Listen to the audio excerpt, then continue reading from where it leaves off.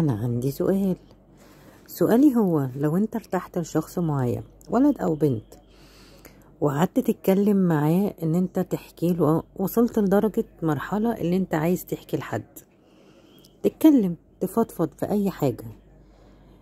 الشخصية اللي قدامك دي خلاص، طالما أنت كنت شخصية كتومة وفجأة اتكلمت، تيجي علينا لحظات كتيرة قوي كده.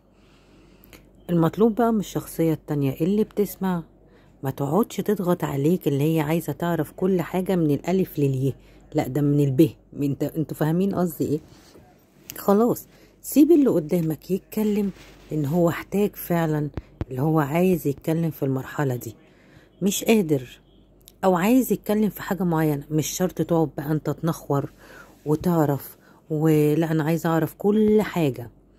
طب ليه؟ ده ازاي؟ طب لا، احترم اللي انت وصلت المرحلة اللي انت ادالك الثقة ديت اللي انت عايز تتكلم.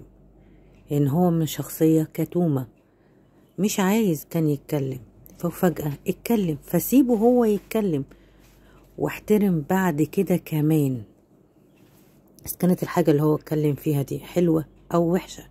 ما تقعدش تنخور في حياته وتقعد تقول هو ايه اللي حصل او ايه اللي وصل، لا ما يخصكش. هو وصل لمرحلة ضعف، انت ما تستغلش الضعف دوت. انا ده رأيي. هل انتوا مريتوا بالتجربة دي مع اي حد؟ ولما انتوا مريتوا بيها اتعاملتوا معاها ازاي؟ ده سؤالي، وهستنى منكم الإجابة بسرعة.